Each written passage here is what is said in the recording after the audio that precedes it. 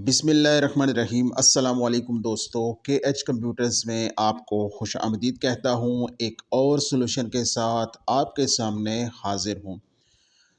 आज मेरे पास del latitude E7440 laptop है।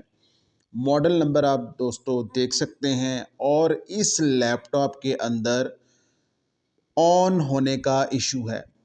यहाँ पर मैं आपको दिखाता हूँ कि आप देख सकते हैं कि लाइट्स ब्लिंक करती हैं और बार बार यही प्रोसेस होता रहता है और स्क्रीन के ऊपर कुछ भी नहीं आता और लैपटॉप प्रॉपर ऑन नहीं होता। सिर्फ इसकी जो लाइट्स हैं वो ब्लिंक करती हैं। ये इस लैपटॉप के अंदर इशू है।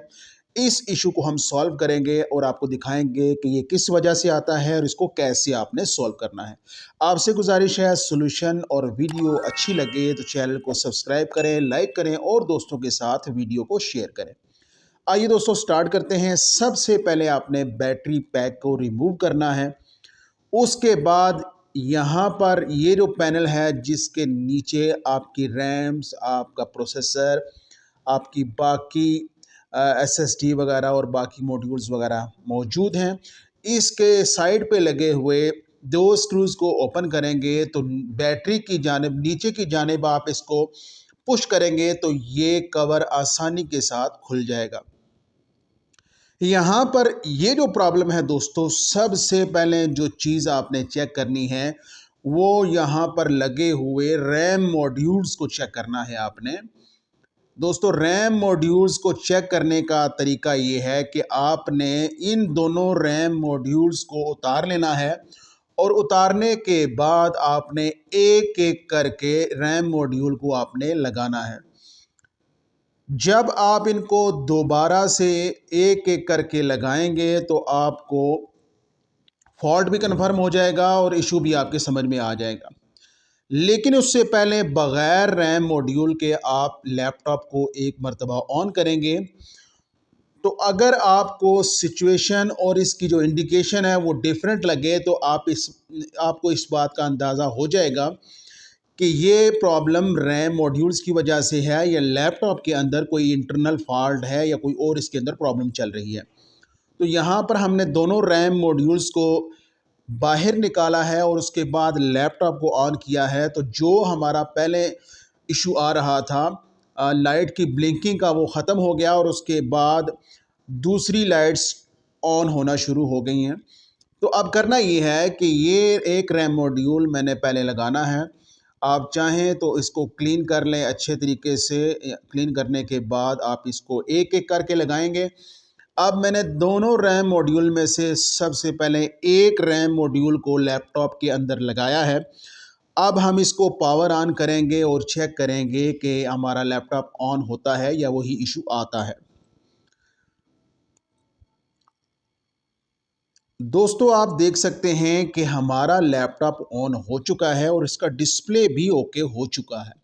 इसका मतलब है कि ये जो हमारा फॉल्ट है ये रैम मॉड्यूल्स के मुतालिक है। अब हम ये दूसरे वाला रैम मॉड्यूल भी लैपटॉप के अंदर लगाकर चेक करेंगे और आपको दिखाएंगे कि ये फॉल्ट हमारा सॉल्व होता है या नहीं होता। अब हमने दूसरा रैम मॉड्यूल भी लगाया है लैपटॉप के अंदर। उसके बाद हम लैपटॉप को ऑन करेंगे तो आप देख सकते हैं कि हमारा जो लैपटॉप है वो डिस्प्ले शो नहीं कर रहा, बल्कि यहाँ पर एलईडी की ब्लिंकिंग है और स्क्रीन के ऊपर कुछ भी शो नहीं हो रहा। तो ये दोस्तों प्रॉब्लम बेसिकली किसी एक रैम मॉड्यूल के फॉल्टी होने का है। यानी आप ये कह सकते हैं कि आपके इन दोनों रैम मॉड्यूल्स में से एक रैम मॉड्यूल के अंदर प्रॉब्लम है। दूसरी तरफ आप रैम स्लॉट्स जो हैं, मॉड्यूल स्लॉट्स हैं, उनको भी क्लीन करके चेक करें कि अगर उनके अंदर भी मॉइस्चर वगैरह, नमी वगैरह या फंगस वगैरह होगा तो तब भी ये प्रॉब्लम आ सकती है। लेकिन उससे पहले आपने दोनों रैम मॉड्यूल्स के जो कनेक्शन पॉइंट्स हैं उनको आपने अच्छे तरीके से क्लीन कर लेना है। बाज़ औक़ात इस पे एक तय जम जाती है जिनकी वजह से प्रॉपर मदरबोर्ड के साथ रैम के कुछ पॉइंट्स कनेक्ट ना होने की वजह से भी अक्सर ये प्रॉब्लम आती है। और दूसरी तरफ आपका जो प्रॉब्लम है वो किसी एक रैम मॉड्यूल के फॉल्टी होने की वजह से भी आ सकता है। तो आपने कोई भी रबड़ रिमूवर ले लेना है, आपने दोनों जानिब से इन कनेक्शन पॉइंट्स को क्लीन करना है और एक एक करके आपने इन दोनों मॉड्यूल्स को लगा देना है, या दोनों को इकट्ठा भी लगा सकते हैं। यहाँ पर दोस्तों मैंने दोनों रैम मॉड्यूल्स को क्लीन कर लिया है।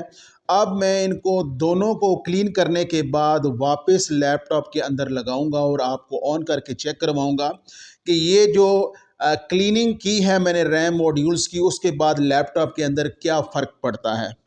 यहाँ पर आप देख सकते हैं लैपटॉप को मैंने ऑन किया है तो कुछ खातिर खा तब्दीली नहीं आई है, बल्कि वही प्रॉब्लम लैपटॉप के साथ आ रहा है।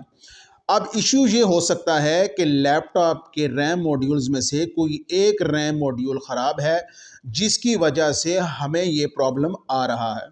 दोस्तों जो पहले बंद होने वाला लाइट्स के ऑन ऑफ होने वाला इशू था, वो अब हमारा ख़त्म हो चुका है। अब हमारा एक किसी रैम मॉड्यूल में इशू है। अब यहाँ पर आप देख सकते हैं मैंने एक रैम मॉड्यूल इसमें से निकाला है, तो एक रैम मॉड्यूल के ऊपर हमारा जो डिस्प्ले है वो आ रहा है, बिल्कुल ओके है। और ये रैम मॉड्यूल जब हम लगाते हैं लैपटॉप के साथ तो ये प्रॉब्लम करता है। अब होता यूँ है कि अक्सर औक़ात जो रैम मॉड्यूल्स या तो प्रॉब्लम कर रहे होते हैं, या उनके अंदर इशू होता है नमी की वजह से, या इनके कनेक्शन पॉइंट्स की वजह से भी इशू होता है। तो यहाँ पर आप देख सकते हैं मैंने दोनों रैम स्लॉट में लगाकर रैम स्लॉट्स को कंफर्म कर लिया है। तो दोनों रैम स्लॉट्स बैंक्स जो हैं हमारे वो सही काम कर रहे हैं और दोनों पे डिस्प्ले आ रहा है।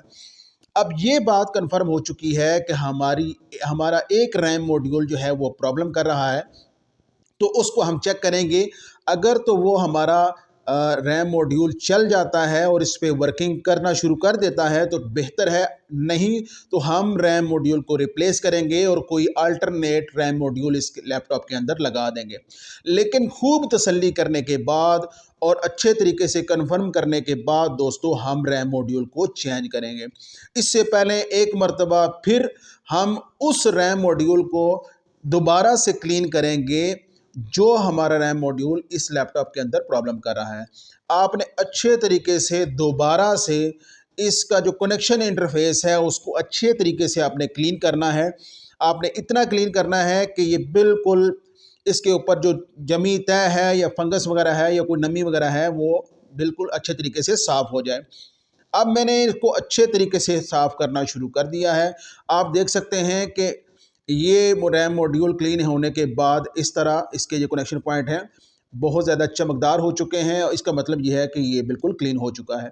अब लैपटॉप के साथ मैं दोबारा लगाऊंगा और दोबारा लगाने के बाद दोस्तों एक मरतबा मैं फिर आपको इसका प्रीव्यू दिखाऊंगा और आपको चेक करवाऊंगा कि लैपटॉप हमारा डिस्प्ले देता है या नहीं देता। आप देख सकते हैं दोस्तों हमारा मसला हल हो चुका है और दोनों रैम मॉड्यूल्स इस लैपटॉप के साथ काम करना शुरू कर गए हैं। अब इसके अंदर जो प्रॉब्लम आ रही थी वो भी ठीक हो चुकी है, और जो हमारा रैम मॉड्यूल प्रॉब्लम कर रहा था वो भी ठीक हो चुका है। दोस्तों इस तरह आपके पास भी अगर प्रॉब्लम आता है तो आप उसको सॉल्व कर सकते हैं। उम्मीद है कि आज का सॉल्यूशन भी आपको पसंद आया होगा। अगर सॉल्यूशन और वीडियो अच्छी लगे तो चैनल को सब्सक्राइब करें, लाइक करें और दोस्तों के साथ शेयर करें। Next video